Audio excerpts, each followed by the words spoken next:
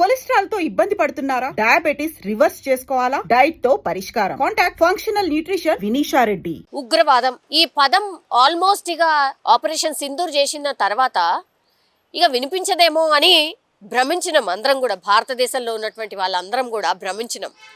కానీ ఏడా ఆ బుద్ధి మారదు కదా. వంకర బుద్ధి ఏదైతే ఉంటుందో అది కంటిన్యూ అట్లనే ఉంటుంది. కాబట్టే ఉగ్రవాదులు ఏంది, ఉగ్రవాద కార్యకలాపాలు ఏంది, ఏకంగా టోటల్గా మన భారతదేశాన్నే నాశనం చేసే కుట్ర అనుకోవచ్చు దీన్ని. అది దట్టు మన హైదరాబాద్లో ఉంటూ, రాజేంద్ర నగర్లో ఉంటూ ఇక్కడ ఉగ్రవాద కార్యకలాపాలకు సంబంధించి మొత్తం నెట్వర్క్ని నడిపిస్తున్నాడు ఒక డాక్టర్. చైనాలో చదువుతాడు, చైనాలో చదువుకొని వచ్చి డాక్టర్ లెక్క బిల్డప్ ఇస్తాడు. 35 సంవత్సరాలలోనే ఈ ఉగ్రవాద కార్యకలాపాలకు సంబంధించి రిక్రూట్మెంట్ అనుకోండి, లేకపోతే ఎట్లా ఈ నెట్వర్క్ని విస్తరించాలి అనేది ఆ ప్రాసెసింగ్ అనుకోండి, ప్రతీది కూడా ఇక్కడనే హైదరాబాద్లో ఉంటూ, రాజేంద్ర నగర్లో ఉంటూ ఈ ఉగ్రవాద కార్యకలాపాలు నడిపిస్తున్నాడు అనేటువంటి విషయం బయటపడ్డది. అది ఎట్లా? గుజరాత్కి సంబంధించిన ఏటీఎస్ అధికారులు మొన్న మొయినుద్దీన్, వీడొక డాక్టర్, రాజేంద్ర నగర్లో ఉంటుండు, అది కూడా వాళ్ళ ఫ్యామిలీ మెంబర్స్తో సహా ఉంటున్నాడు. ఇది రైసిన్ అనే ఒక విష పదార్థం, అది కూడా ఆముదం గింజలతోని తయారవుతుందట. మన దగ్గర ఆముదం గింజలు చాలా ఈజీగా దొరుకుతాయి కదా. ఆ ఆముదం గింజను తీసుకొచ్చి ఇంట్లోనే పూర్తి స్థాయిలో ఒక ల్యాబ్ని ఏర్పాటు చేసుకొని, ఆ ల్యాబ్లనే ఈ ఆముదం గింజలతోని ఈ రైసిన్ అనే అత్యంత విష పదార్థం, అంటే మనిషి బాడీలోకి వెళ్ళగానే చచ్చిపోడే డైరెక్ట్గా, అంత భయంకరమైనటువంటి విష పదార్థాన్ని ఒక ల్యాబ్ లెక్క వాళ్ళ ఇంట్లోనే ఏర్పాటు చేసుకొని అక్కడనే తయారు చేస్తున్నాడు. ఇది మొన్న 2 రోజుల క్రితం గుజరాత్కి సంబంధించిన ఏటీఎస్ పోలీసులు పూర్తి స్థాయిలో రైడ్ చేసినప్పుడు డాక్టర్లు దొరికిండ్రు. అరే, ఈ డాక్టర్లు ఏంటి, ఇంతమంది డాక్టర్లు ఎందుకు దొరికిండ్రు, అసలు ఏంది ఉగ్రవాద కార్యకలాపాలు? జనరల్లీ అయితే చాలా పూర్ పీపుల్, చదువు రానోళ్ళు, పైసల కోసం ఇబ్బంది పడేటోళ్ళు ఎవరైతే ఉంటారో వాళ్ళు ఎక్కువగా అట్రాక్ట్ అవుతారు అనుకుంటే, ఏకంగా డాక్టర్ చదువులు చదివి, అది ఫ్రాన్స్లో చదువుతాడు ఒకడు, చైనాలో చదువుతాడు ఒకడు, ఇంకో ప్లేస్లో చదువుతాడు,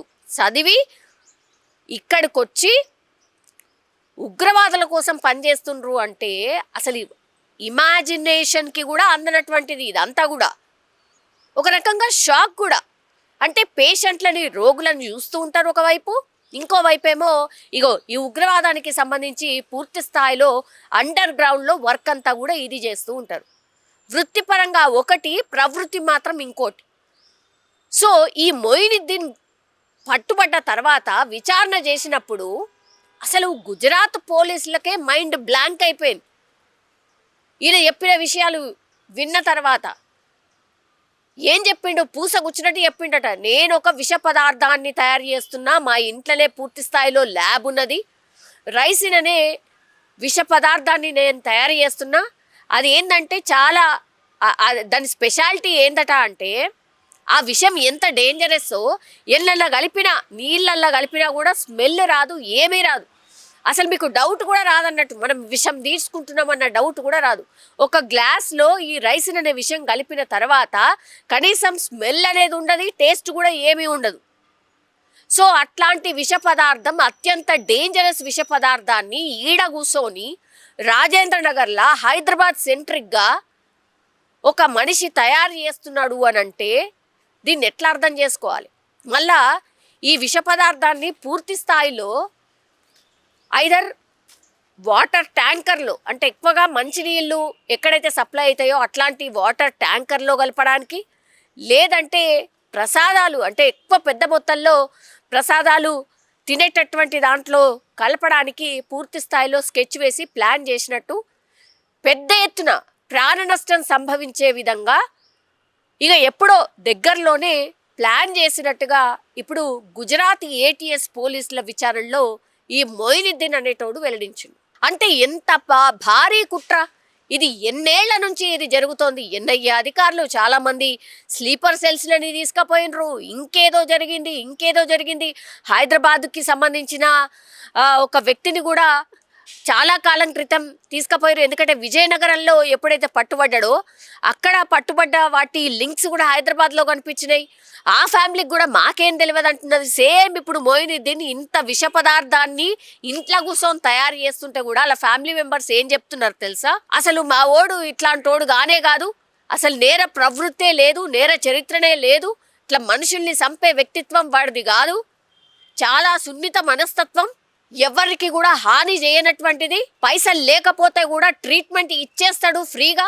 ఎవరో బిజినెస్ కోసమని ఆశ చూపి, పైసల కోసం ఆశ చూపి మా ఓడిని ట్రాప్ చేసి ఇగో ఈ ఉగ్రవాద కార్యకలాపాలు వాడితోని ఫోర్స్ఫుల్ గా మమ్మల్ని చూపెట్టి మమ్మల్ని చంపేస్తామని భయపెట్టి ఇవన్నీ కూడా చేపిస్తున్నాడు అని వాళ్ళ ఫ్యామిలీ మెంబర్స్ చెప్తారు. అంటే మనం ఏం వెర్రోళ్ళం, మనకేం పిచ్చున్నది, మనకేం అర్థం కాదు. ఇవాళ ఫ్యామిలీ మెంబర్స్ ఏం చెప్తే అది వినుకుంటా పోదాం, మనకేం పని లేదు కదా. పాపం ఆ గుజరాత్కి సంబంధించిన ఏటీఎస్ పోలీసులకు కూడా పని లేదా. ఈ మొయినుద్దీన్ అనేటైననే తీసుకొచ్చి ఇగో ఈయన ఉగ్రవాద కార్యకలాపాలు చేస్తున్నాడని ఆయననే తీసుకొచ్చి కూర్చోబెట్టి ఇవన్నీ చేయిస్తున్నారా? మరి మనుషుల్ని ఆ విష పదార్థాలను ఎందులో మిక్స్ చేద్దాం అనుకుంటున్నాడు మీ ఓడు విచారణలో? ఈ మొయినుద్దీన్ అనేటాయన మీరు చెప్తున్నారు కదా, సోకాల్డ్ ఫ్యామిలీ మెంబర్స్ చెప్తున్నారు కదా, వెనకేసుకొస్తున్నారు కదా, ఆయన ఏం చెప్పిండు విచారణలో తెలుసా? ప్రసాదాలల్లో కలుపుతాడట, నీళ్ళల్లో కలుపుతాడట. ఏదో సినిమాలో చూసినట్టుగా మొత్తం అంతా సిటీ అంతా ఇక చంపేద్దామనో ఇంకా విషం ఏదో కలిపేద్దామనో సినిమాలలో చూసినాం కదా. ఆ సినిమాల లాంటి స్టోరీనే ఇక్కడ కనిపిస్తుంది.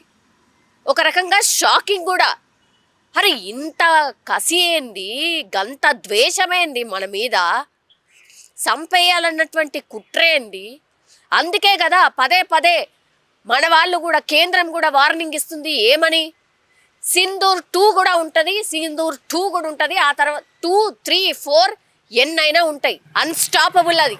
మీరు ఎన్ని కుట్రలు చేసి ఇంకేదన్నా చేసినా సరే మా పోరాటం ఆగదు.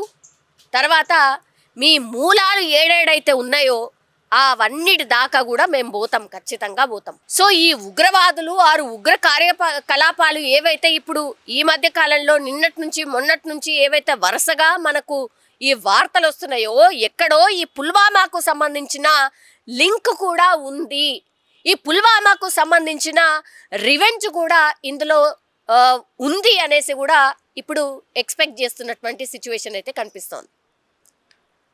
సో ఢిల్లీలో ఇంత పెద్ద ఎత్తున ఏమంటారు దాన్ని, మన కేంద్ర బలగాలు అనుకోండి, లేకపోతే ఇంటెలిజెన్స్ వ్యవస్థ అనుకోండి, ఎంత ఉన్నా సరే వాళ్ళ కళ్ళు కప్పి కూడా నిన్న ఢిల్లీలో ఒక కార్ బ్లాస్ట్ అయింది అంటే ఎంత బాధాకరం నిజం చెప్పాలంటే కూడా.